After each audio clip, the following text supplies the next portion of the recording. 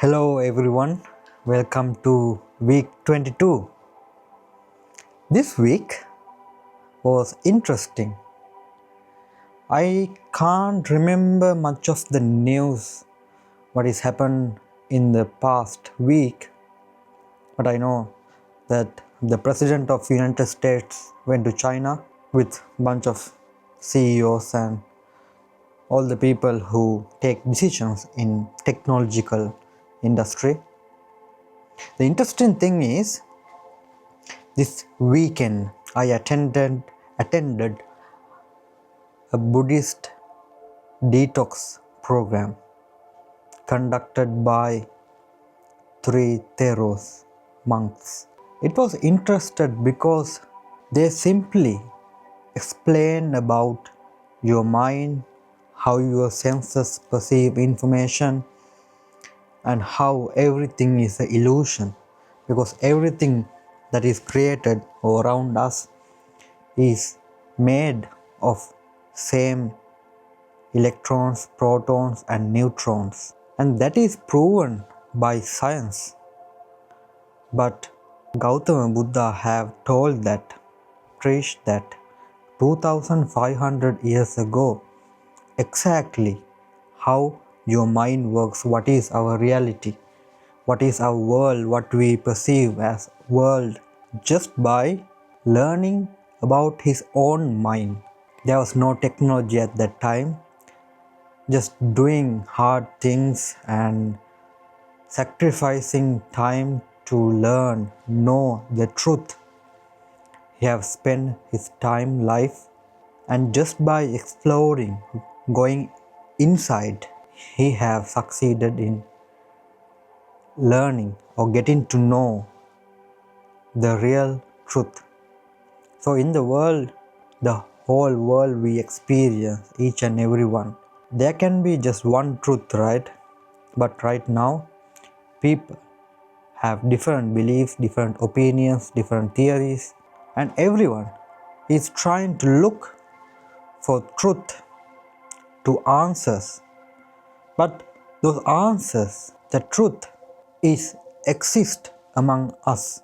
Interesting thing that one of the monk, the Guru Thero, told is that the world is neutral.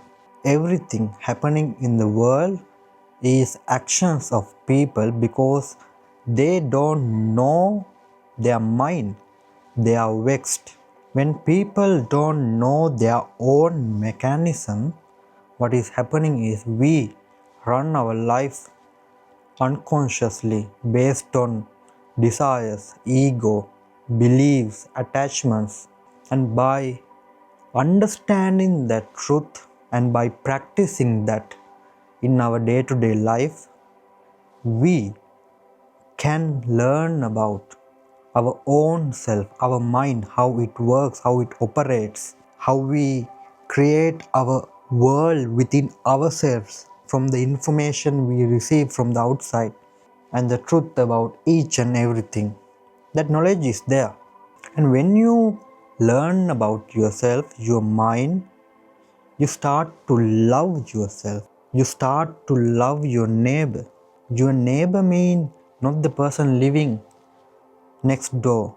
The neighbor is each and every humans you meet in day-to-day life, because you don't meet more than 100,000 people in your lifetime, but there are 8 billion people in this world. In average, one person normally usually meet around 100,000 people maximum, and those people when you meet, they are your neighbor.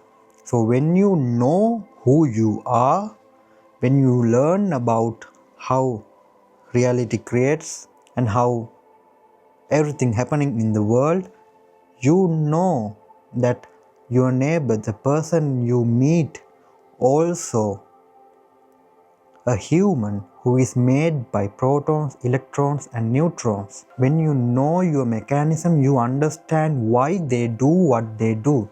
Then you learn to respond rather than reacting for their actions. So simply studying about Buddhist philosophy is same as learning about your own self, learning about your mind, because humans come into this world as babies. We know nothing, we can't even move ourselves. We had to learn step by step. Even we didn't know how to walk. We had to learn step by step, falling, standing up, falling, standing up. It was a process. And right now, everything around us is a process happening. Starting, dying. Each and every human born in every moment. At start, we didn't know any language. We were absorbed the language from the people around us. We learned to talk by listening more from word by word. We have come up to now by repeating the same words, by communicating with others. And also, if you born into, let's say, English speaking country and you are a Christian, you born into a Christian family and you are born into a English speaking environment, and if you stay in that environment for 20 years, you will be good at speaking, communicating in English, and also you will believe that Jesus is the God and Jesus created everything, and you will most probably believe the Bible is the interpretation of whole world, whatever beliefs Christians have. But if you born into an English environment and you were adopted by, let's say, Muslim environment, you are born in America but you are adopted by the king of Saudi Arabia, let's imagine, then what language will you speak mostly? Arabic. What God will you believe? Allah.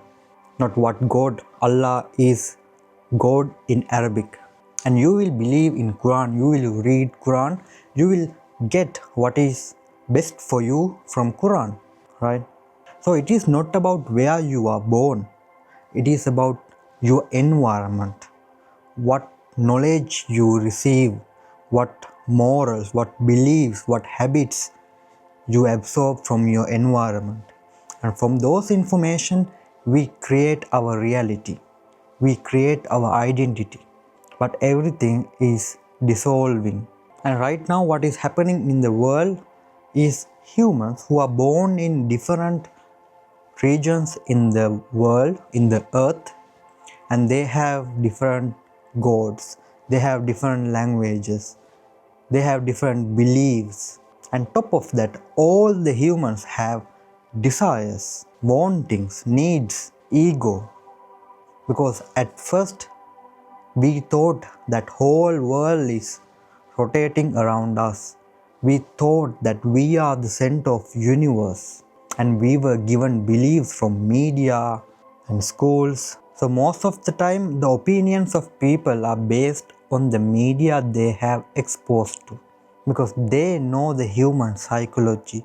They can use some information repeated over and over again and create a pattern and place in your mind, and then humans believe that is true.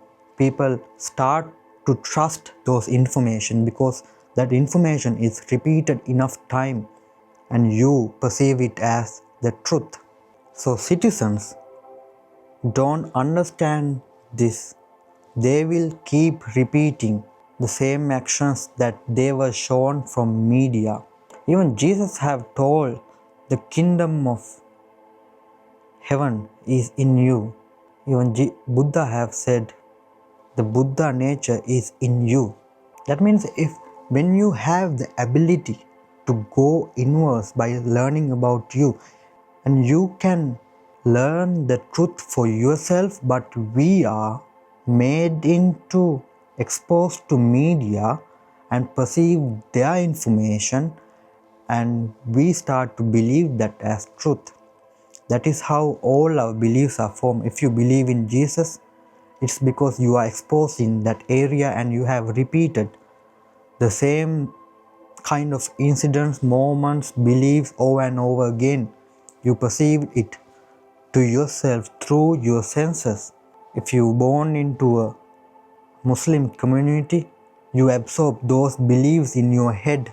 If you born in Israel, you absorb those beliefs, and maybe those media can manipulate you into hating some people by showing you the same story again and again and create an enemy inside your mind. When there's an enemy, people in power can be the savior. They can show you in the media that they are the savior, this is the enemy. So we are fighting each other, you have no option. You just do your work and live. When you apply the same principle in Buddhist philosophy to leaders, what is their job? Why we appoint leaders in countries, in nations, or in communities? We appoint leaders to think and make decisions that is best for each and every people they became a leader to. And when you think about the countries, we need leaders to talk and communicate with other world leaders, other leaders in countries, and find the best possible ways to distribute resources in the world for people to survive, because humans need to survive first. Only when they are survived means when they have a proper system to provide their basic needs, then they are free enough to go within themselves, to learn about themselves. A hungry man never sit down and meditate or read a book. He was always thinking about a way to make money, because money is the tool in this society that humans have created to provide our basic needs. Money is not created by any of your gods. It is created by humans to make the transaction easy, to provide your basic needs. Even before American dollars, humans have survived. And right now this monetary system is pressuring people, stressing people to work more and compete, because they are rewarded for more and more continuous growth.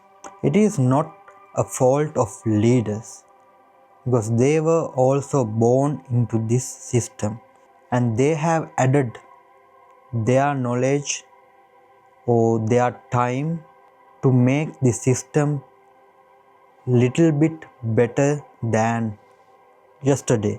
But the system itself, if you look at that, if you look at that deeply, you will see that system is rewarding competition, rewarding number one, rewarding constant growth. But can we grow constantly? If we have to do that, we got to do it until we die. Then in the end, we all are just survived only. The spare time we have, we use entertainment to distract ourselves, because we don't want to experience that emptiness within us. We always distract ourselves to spend our time. The problem I see in distributing and managing the resources that is belong to all the humans in the world is humans have attachments. We are mostly attached to our body. Then we are attached to our behaviors, habits, beliefs. When something happens to our body, we react because we have survival instincts. When someone attacks our beliefs, we react, we respond or we react because we don't want to accept what they are telling is true. We have our own beliefs and we believe our beliefs are true, and we want to make sure that other person get the exact belief that you have. So we react. And then humans are attached to family and friends. When something happens to your family member, you react, you feel emotions because you have an attachment. But how many people in that circle, family and friends. 50 people, 100 people, 200 people, 1000 people, not so much, right? And then humans have attached to worldly resources like our house, our car, something you can buy with money, something you have inherited. We have attachment because we repeated the thought that this is ours, this is mine. So we have attachment. When something happened to our car, we feel sad, we react. But when something happened to your neighbor's car, you don't feel much because you don't have attachment to that car, but you have attachment to your car. And then humans are attached to titles. If you are a manager and you have been a manager for 2-3 years, for each and every moment in these that 2-3 years, we have created the pattern that I am a manager. I have given a title, status to myself that I am a manager. And if you're gonna depromote into being an assistant manager, how you might feel? It feel like one of your status, identity, attachment is being attacked. Then what you do? You react from the power you have, from the resources you have, you react to maintain that title. Now imagine people who are attached to our identity that they control all these systems, they control the money supply, we control the banks, we are the biggest producers of weapons, we are the biggest producers of defense technology. They are doing that for long time and they have created an attachment to that status, being in power, being number one country in the world, most powerful country in the world. And also for some people it can be their lifestyle, their way of living. When you make more and more money, your lifestyle also change according to that. You spend more and more. So if you feel like your job or profession is being attacked by some people, then you know when that happens, your income will decrease. When your income decrease, your way of survival is attacked. So when something happens to your attachment, you react. You use your power and resources, no matter what, to protect those attachments. And that is what's simply happening in the world. People, leaders, are trying to protect their attachments. But the job of the leader, we can't blame banking system or we can't blame weapon manufacturers. But leaders are accountable for you. Leaders have a responsibility you. Leadership or leader in a country is also a role, a job, a responsibility. So what is their job? What is their responsibility? Simply their job is to think and focus and create better systems for people to survive, communicate with other leaders in the countries and come into agreements, make negotiations, listen more and create ways for people to survive. And when people are surviving, they can thrive on their own. If they are exposed to a philosophy like Buddhism, that make a huge impact in their life. But for that, people have to survive. There should be systems for people to provide their basic needs without much stress. Right now, oil is not a scarcity resource. There's enough oil for people and there are more energy resources. People can think and create energy. But few people in the world want to make more and more from oil alone. And for that to do, they have to interfere. To interfere, they have to show you a story, show you a drama. This is why we are doing this, but we also get their oil as well. because we want to control the energy flow in the world so people can depend on us, so we can control them however we want. But humans who have gone through themselves have felt the inner power, the power within themselves. People who felt the power within themselves don't seek the power from outside. People who are looking or maintaining power from outside is the same people who never felt the true power within themselves, who have never gone through themselves. So those kind of humans, how can they prioritize millions of people? If you are president of United States, you are responsible for nearly 350 million people. But in your attachment, there are 100, 200 people before your worldly resources and titles, before your attachment to worldly resources, titles and your beliefs. There are only few people. Then what about the other 350 million people? How can they really care? What kind of qualification, what kind of training they have gained, they have practiced to care for millions of people? Each and every human, when they have grown, they have born and grown into being 20, 25, each and everyone have those attachments.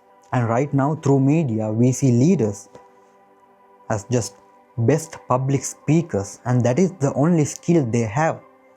Why do lawyers become leaders more? Because they know the law and also they are good at speaking, they are good at arguing. And right now, most of the leaders in the world are either lawyers or good public speakers or TV presenters or comedians. And right now, that skill is enough to manipulate people and control through media. And that's the direction we are evolving. With people in power who don't know about themselves, we are evolving towards division, destruction, and hatred. So imagine if we appoint leaders who have gone through themselves, who have learned about themselves, who know how your mind works, who know why we do what we do. When we understand that, we understand the pain of another human as well. Those kind of leaders can prioritize millions of people before they are prioritizing their attachment towards worldly resources, titles or beliefs. Right now, few people are killing people because of a belief that something wrote in a book. That is the simple explanation they can give. It was written in a book, so it's belong to us. And it is a belief. A human wrote that in a book. A human who was born without knowing at one time. Even he didn't know anything when he was born. All he know right now is information that he has absorbed from his environment. So how can we know leaders really can care about millions of people? That is the job of citizens, because citizens, ordinary people, are the one electing them to those positions in most of the countries. So when your leaders are running for election, you can simply ask, what kind of qualification, what kind of education, what have you practiced to really care about millions of people? Do you know how to communicate? Do you know how to listen? Do you know communicate and solve problems, negotiate and come into a solution where both the parties can benefit? Where is the qualification? Where did you learn? Who is the proof that you have learned? When more and more millions of people ask the same thing, ask the same qualification, whoever runs into that position, they have to show something, because millions of people are demanding. In democratic countries, leaders have to listen for their citizens.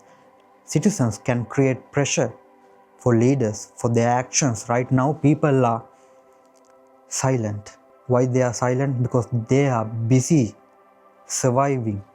They are busy going to work, come home, watch a movie and sleep. And when we are busy, we don't question. We don't critically think. They show us what to think and we just absorb in and believe it that is true. And when you stay silent, the message, the signal leaders getting is people are okay with what I am doing, what they are doing. So people are silent, not many people are still protesting. So that means we are doing a good job, and they continue. And why they continue? Because most of the time, to fulfill their desires, to protect their attachments. So what if we ask this qualification from leaders? Let's say, imagine what if somehow we appointed leaders with this kind of qualification, leaders who have gone through themselves, who have understood about themselves, who know how to love themselves so they can love the people in the country and take care of them. Think and focus and create better systems. To think and focus, we have to give time. Each and every human have 24 hours just like you and me. And current leaders also have 24 hours just like you and me. And they use their time to think about other dramas, other agendas. How can they have time to really think and focus for you and create better systems? And what if we somehow appoint that kind of leaders who have gone through themselves into those positions? Then they will really think and care and create better systems. They will show the truth. They will guide humanity to evolve in a better direction. So what is better than division, hatred, love, harmony, unity is much more better than the direction we are evolving right now. There are enough resources in the world for all of us to consume while we living. There are enough for our next generation. Everything is regenerating and there's abundance of resources in the world. The problem is managing and distribution. If we create proper systems for that, I think people can easily provide easy access for the resources for them to survive. When you can easily survive, then people will start think, okay, what's next? What we can do on this earth next? We are easily surviving. We are well fed. We have a place to sleep. We are safe to sleep. What else then? What can we do? Maybe we can go inwards. We can learn about ourselves. We can practice. We can give time to practice. Because each and every skill you have right now, you are good at because you have repeated that. And you have created the pattern and it is in your subconscious mind, and something you do repeatedly, it is in your conscious mind, just like you walking. You now walk even without even thinking, because those repetitions, those information is in your conscious mind. Whatever you do in day-to-day life, it is in your conscious mind, and whatever you have learned in your whole life, it is in the subconscious mind. So just like you have became good at any skill that you have right now, you can practice, give time, and practice the real truth in the world. You can simply start that by sitting. You don't have to meditate, you don't have to read, you don't have to do any hard work. You only just have to do is go outside, sit somewhere. No phone, no music, nothing with you. Just sit and do nothing. Just look around for 1 hour. And I believe that is a good start to learn about yourself. And also you can learn about yourself by reading something like for 15 minutes, by creating a habit for yourself. Right now whatever you do is like a habit. Whatever skill means something you have done repeatedly. Just like that, you can make any habit into your life consciously. You can break any habit from your life consciously. Sometimes it may be hard because it is not a smooth progress like this. It is not smooth progress. It has ups and downs, up and down, up and down. That is the real progress look like. That is how the stock market also working. It is not going up straight. There can be good days, there can be bad days, but only important thing is you're still coming back to the same habit you want to create in your life, even you miss 2-3 days. It is like going into the gym as well. Even I'm not going into the gym. Well, I had, before that I had many gym memberships though, but right now I'm not going to the gym, but I exercise at home few minutes. Even soon after you get a gym membership, you go to the gym, and some days you drop. But who be more fit? The person who went to gym 1 month straight, and just drop out and didn't go back again, or the person who went to the gym 3-4 days and drop out 2 days, and he went again 4-5 days and drop again, and he goes again 1 week, drop again. But if you do that even for 1 year, when you do more and more, it becomes more in conscious mind. And probably if you do that even for 1 year, from that 1 year onwards, there's more chance that you go in a routine. Just like that, you can create any habits. And to create habit, there are books like Atomic Habits. Even I learned from that book mostly. Creating habits for your life. So I believe leaders can be created. If we don't create leaders consciously, leaders are gonna create it by existing environment. You became your environment. When there's a system to be a leader right now, they go in that ladder. They need more and more money to show their image to the public. So you need to rely on some organizations. When you rely on those organizations, when you elected in power, you feel a gratitude. You feel you have an invisible owing to that organization who helped you get into that position. And then your decisions can be shaped by those organizations directly or indirectly. And that is what's happening in the world right now. And do we need that? Is that helping humanity to evolve in a better direction? I don't think so. So if we don't like the current existing system that leaders are created, we can consciously create leaders. How? All the knowledge exists in this world, and we have easy access more than our parents, and we are connected more than ever. So this is the best time, this is the golden time to create leaders consciously.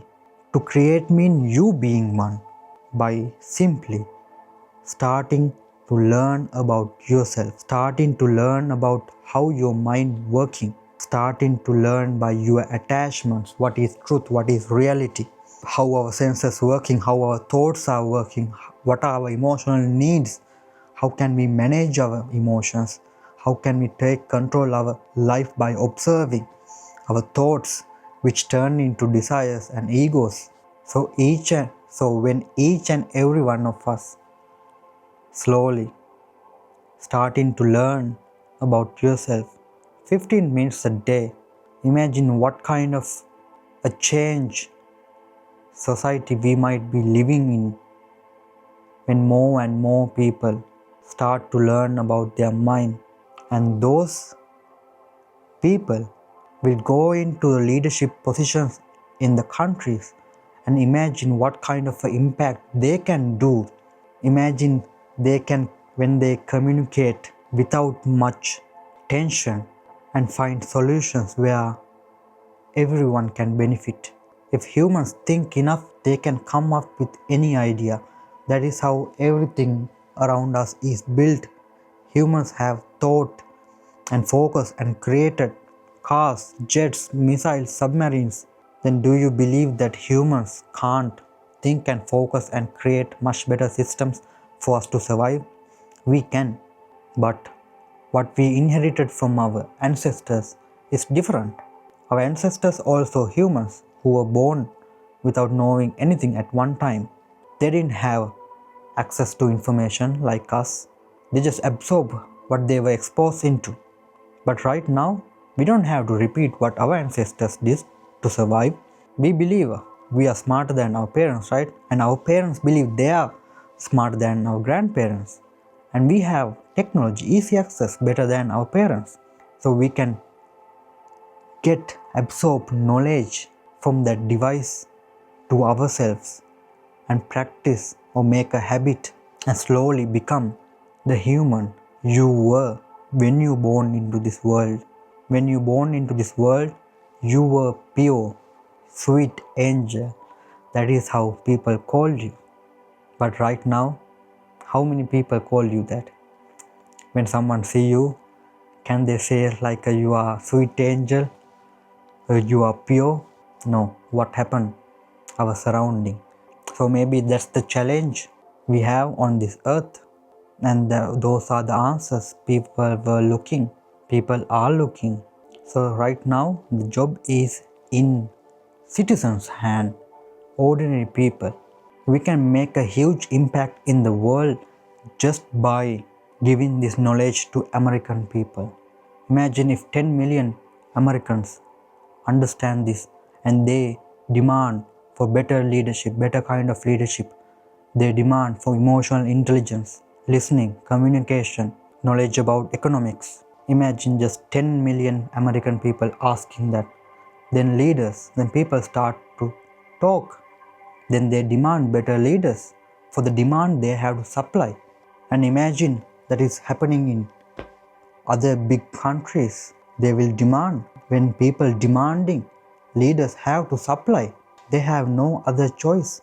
Then slowly we will adapt into a much better system for us to survive.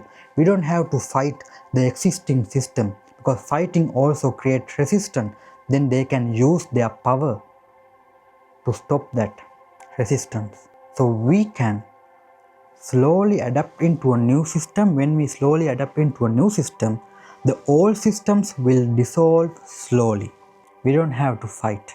And when more and more people understand this, and when we create a training programs, people can come together and create training programs for leaders.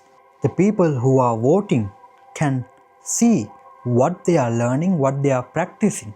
So when we create those systems, the people will go through that learning process and they will grow into becoming an emotionally intelligent leader. They will be conscious leaders. They will take actions by prioritizing millions of people in their country or in the whole world. So when that happens, I believe humanity will evolve, our civilization will evolve in a better direction than right now. So the choice is yours, whether you ask from your leadership or not, whether you want to learn it for yourself or not, whether you want to give it to your children or not. The choice is yours.